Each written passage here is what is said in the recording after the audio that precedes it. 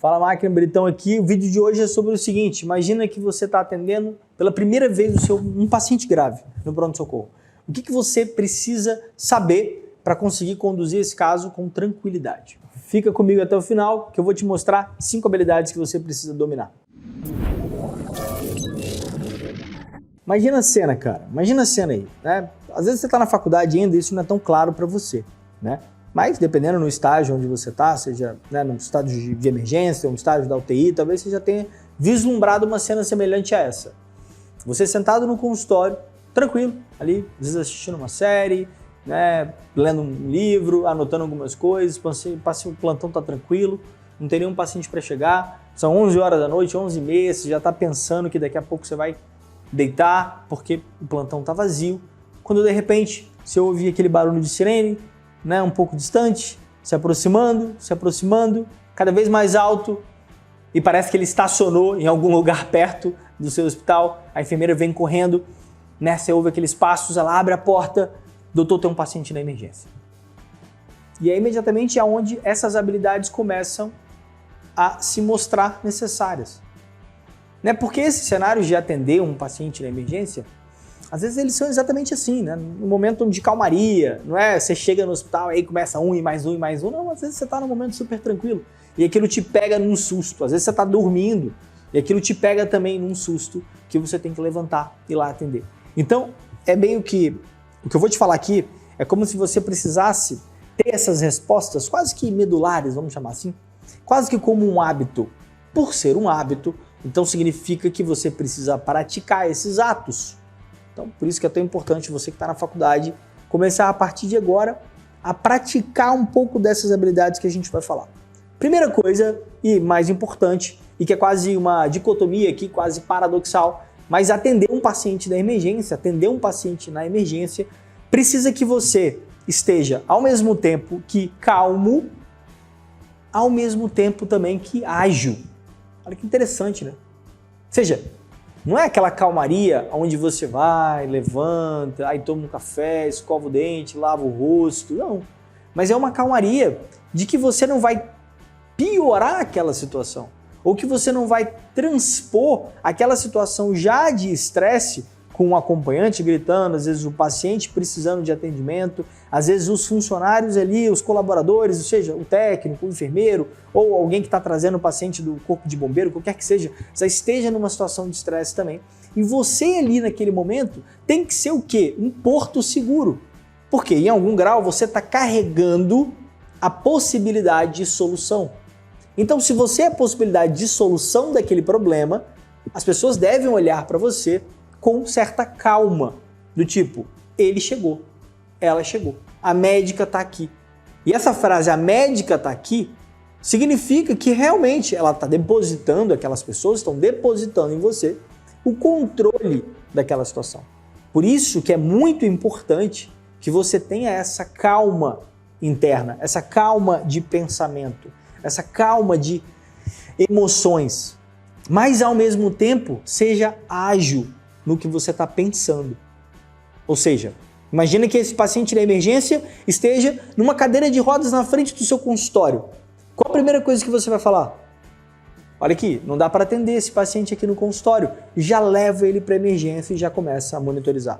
Ou seja, você passando ao mesmo tempo segurança, você já toma uma conduta de maneira ágil. Eu vou anotar isso aqui para a gente lembrar. Então a gente está trabalhando essa dicotomia aqui entre uma calma, e eu gosto dessa ideia, né, desse conceito de um porto seguro ali, ao mesmo tempo em contraste com uma certa agilidade, né, com uma maneira rápida de você executar as coisas, tá bom?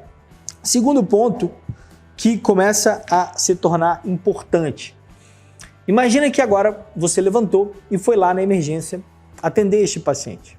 Quando você chega, por exemplo, é um paciente que está ali com 2 ou 3 familiares que trouxeram aquele paciente com um relato de que ele caiu e convulsionou. E ele está em convulsão naquele presente momento, por exemplo.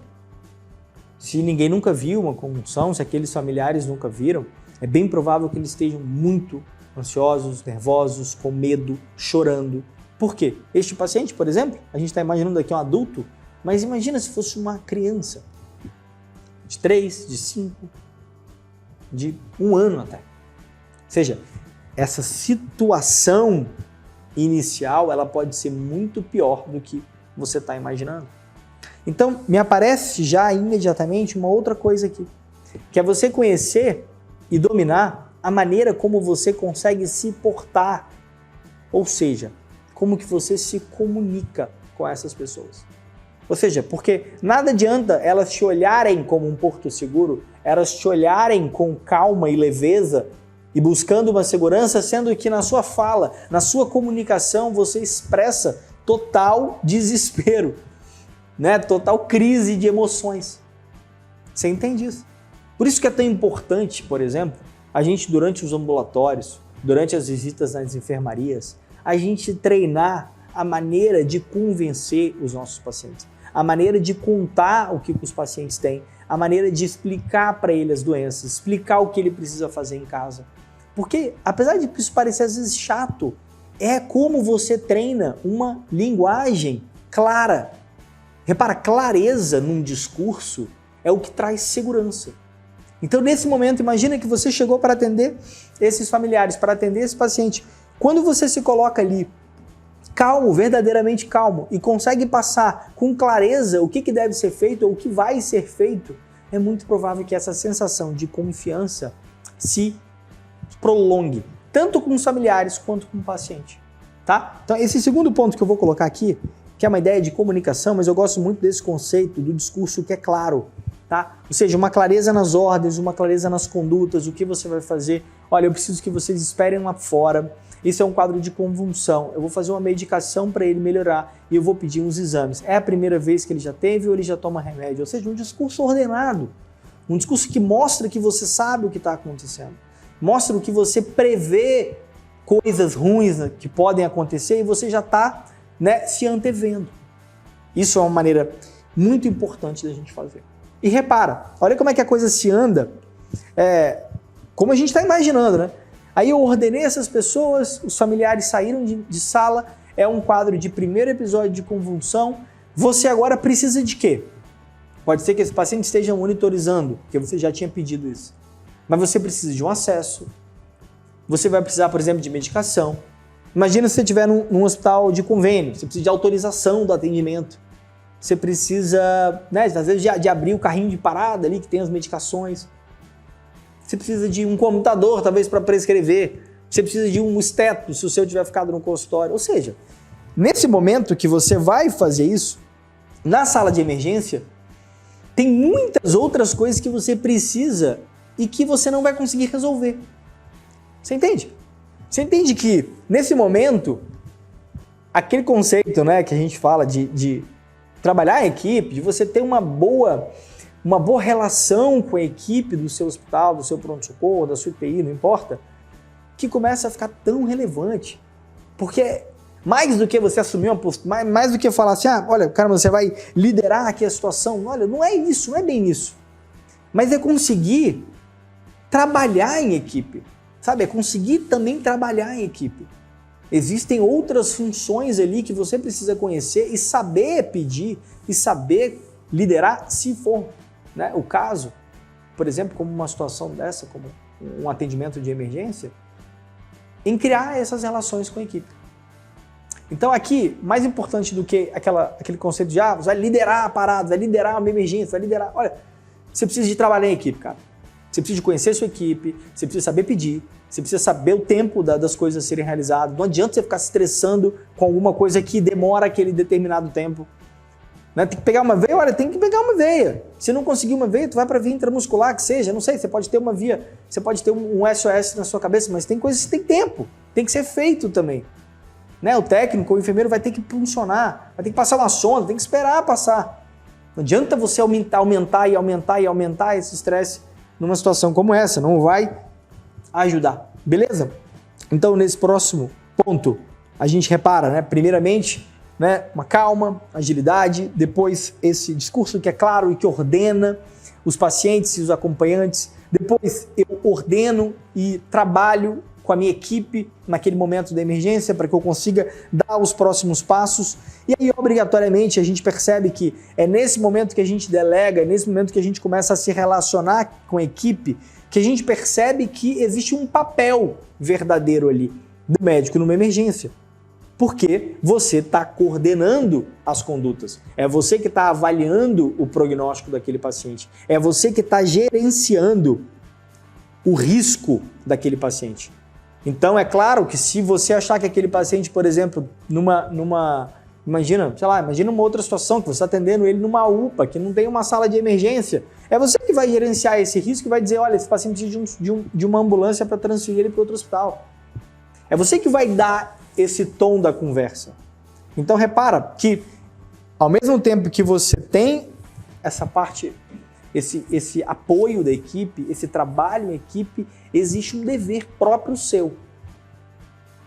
Mesmo que você não esteja ali numa posição de liderança, você tenha mais de um colega fazendo um atendimento, por exemplo, ou alguma outra pessoa que tenha assumido essa posição, dependendo de uma parada cardiorrespiratória, mas é você que vai precisar também gerenciar o risco. E gerenciar o risco daquele paciente, no final das contas, estaria sendo como uma avaliação de prognóstico para aquele paciente. Uma visão de prognóstico do que aquilo pode acontecer e o que você pode precisar. Veja, é uma função extremamente importante e muito rápida. Repara que a gente está aqui nos primeiros minutos do atendimento. Se é que a gente chegou no primeiro minuto aqui ainda, é algo muito rápido que está acontecendo. Outro ponto importante e que talvez seja um dos mais difíceis da gente conseguir lidar, e por isso que eu deixei para o final, que nem todas as emergências são como a emergência do Einstein, mas principalmente a emergência do livro.